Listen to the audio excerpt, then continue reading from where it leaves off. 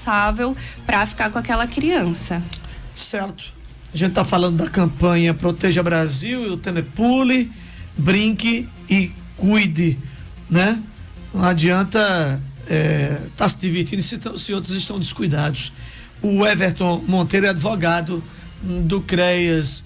Quais são as orientações que num período de carnaval, quando muitas pessoas acham que o carnaval pode tudo, né? É carnaval e eu passei 2 anos sem brincar, agora sim eu vou botar para valer.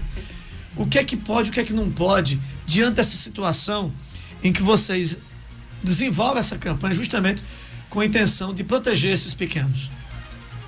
Boa tarde a todos. Boa tarde, seja bem-vindo.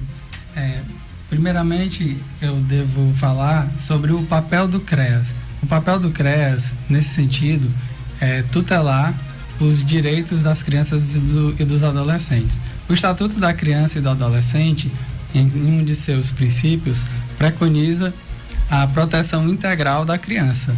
Portanto, se formos pegar esse princípio e trazermos à tona, devemos observar que os pais devem sim ter todo esse cuidado com as crianças, independentemente da época do ano em que estamos, independentemente das festividades.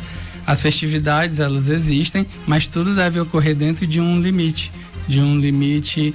que, caso seja inobservado, o Poder Judiciário poderá sim ser acionado para a responsabilização desses pais que foram negligentes, de certa forma. Agora, Everton, a gente tem ouvido falar muito na questão da violência sexual contra crianças e adolescentes. Parece que esse tema nunca esteve tão em pauta como agora nos últimos tempos, né? O que é que alguém que de alguma forma observe que está acontecendo, principalmente num período festivo desse, pode fazer? No contexto das lesões e das ofensas sexuais, é muito importante a fala da pessoa que sofreu a violência sexual, porque a fala da pessoa, ela deve ser considerada em primazia. Geralmente esses casos eles ocorrem quando não há alguém que esteja presente para denunciar. Ele ocorre muitas vezes silenciosamente. Portanto, sempre que uma criança ou um adolescente mencionar essa possibilidade de lesão sexual, de ofensa à integridade sexual da criança e do adolescente, ela deve procurar uma escuta especializada, procurar os equipamentos de proteção para que seja investigado. O CREAS não tem um papel investigativo, mas ele pode diligenciar e pode fazer os encaminhamentos para os locais apropriados, como, por exemplo, o Ministério Público. Everton, esses assédios, né, a crianças e adolescentes, na grande maioria das vezes acontece dentro do próprio lar. É algo muito íntimo, né? E aí, às vezes, aquilo está acontecendo já há algum tempo. Às vezes a própria criança ou adolescente não tem a coragem de, às vezes, reverberizar isso, né? Quando um parente ou quando um vizinho, alguém sabe que isso está acontecendo, ele tem proteção daquela informação quando ele faz chegar até as autoridades? Sim, sim. Quando ele fica sabendo, aí nesse caso ele pode acionar o CREAS, porque aí já há de fato uma violação a um direito. E aí será, de acordo com a lei do acesso à informação, essa notificação poderá sim ser uma denúncia anônima. Agora, o fato de ocorrer uma denúncia anônima, isso não significa que de pronto será iniciado um processo investigativo. Há que se analisar os indícios de autoria e de materialidade para que o caso seja levado à frente, porque pode ocorrer também as falsas denúncias, né? E aí, no caso de haver uma denúncia, deve sim ser apurado, mas observando sempre esses critérios da autoria. Só complementando aqui, que eu gostaria de deixar importante também, é a agilidade nesse tipo de denúncia, para que seja feito o mais rápido possível, inclusive para que seja possível fazer um exame de corpo de delito de conseguir realizar provas da materialidade desse abuso, se for um tipo de abuso que deixa evidências, né? No caso, que, salvo engano, ele é feito no Hospital Regional de Iguatu. Então, esse tipo de atendimento, ele é importante que seja feito, inclusive se a criança ou adolescente ela for tiver essa porta de entrada na assistência social ou nos órgãos de saúde, por exemplo, os postos, né, os PSFs, ela deve ser encaminhada.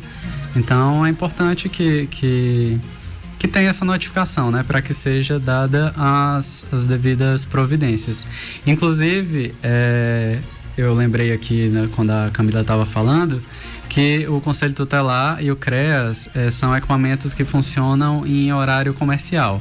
Então, por exemplo, no horário de noite, que geralmente é o contexto onde esses bares, do que estava sendo falado antes, né? Quando acontece essas coisas, geralmente é fora do horário de funcionamento dos equipamentos. Então, é importante que seja acionado algum órgão que esteja funcionando no momento, que no caso seria a polícia do 190 ou o Disque 100, que é um número de denúncias de qualquer violação de direitos humanos. Então, em relação à violência, negligência de qualquer tipo, é interessante que as pessoas liguem para o Disque 100, forneçam essas informações para que as providências sejam feitas o mais rápido possível também. Deixa eu só perguntar aqui, para complementar, como é que a campanha está sendo desenvolvida, Camila? Vocês estão nos veículos de comunicação, mas na prática em si, Iguatu não tem carnaval, por exemplo, né? Não tem grito de carnaval, se tiverem alguns, talvez, coisas muito esporádicas. Como é que vocês vão fazer esse trabalho, assim, mais de conscientização mesmo? É uma campanha muito mais de conscientização, na verdade. Como é que vocês estão desenvolvendo essa campanha junto à população?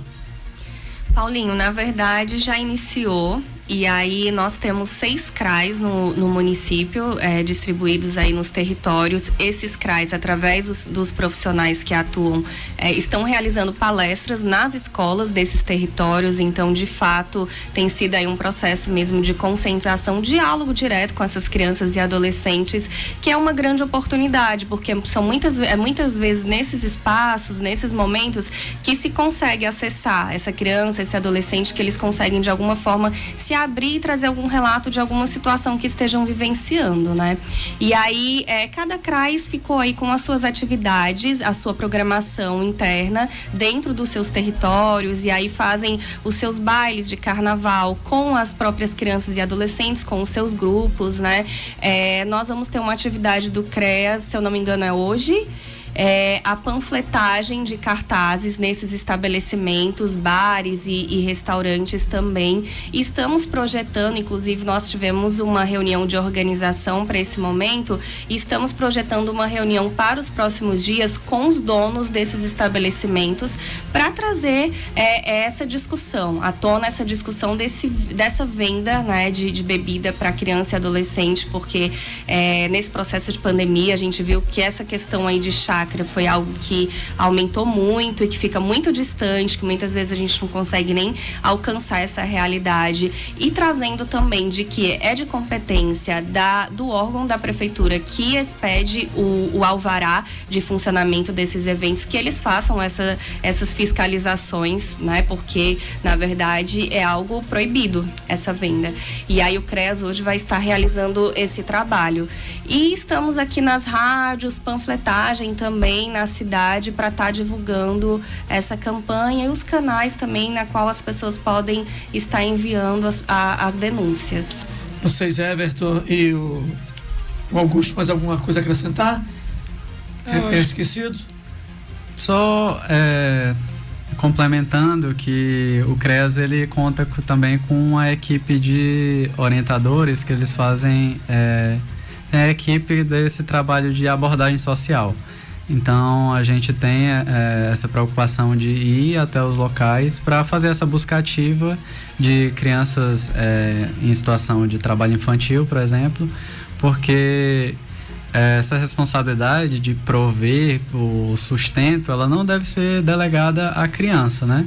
No caso, os pais, os responsáveis, às vezes o Estado, ou de alguma forma, tem que prover a subsistência dessa criança para que ela não precise estar em situação de trabalho infantil. E a nossa equipe de abordagem, ela se preocupa em estar nesses locais, né? Por exemplo, bares, que como é um tema da campanha, inclusive, a gente vai fazer essa visita nesses locais, rodoviária também, porque assim, na questão dos bares, reforçar essa questão da proibição da venda de bebidas para menores de idade e reforçar nos locais de rodoviárias essa questão da condução, porque as crianças e adolescentes não podem estar viajando sozinhos, né? É importante que tenha a documentação e que eles estejam acompanhados de um responsável, para que não tenha casos de raptos ou crianças que vão para lugares distantes e acabam desaparecendo, né? Tá certo. Só sobre o ponto de vista jurídico, sobre a proibição do trabalho infantil, nós devemos relembrar o que preconiza a Constituição Federal, artigo 5º, né, da Constituição de 88, que fala sobre a vedação do trabalho noturno e periculoso para menores de 18 anos, trabalho apenas a partir dos 16 anos, exceto na condição de aprendiz a partir dos 14.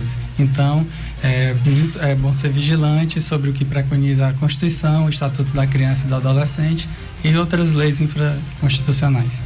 Agradecer aqui a Camilo Augusto e o Everton. A campanha é Proteja Brasil, o tema Pule, Brinque e Cuide. Deus queira que a gente realmente saiba cuidar de todos, né? Sim. Obrigado pela presença, gente. Obrigada.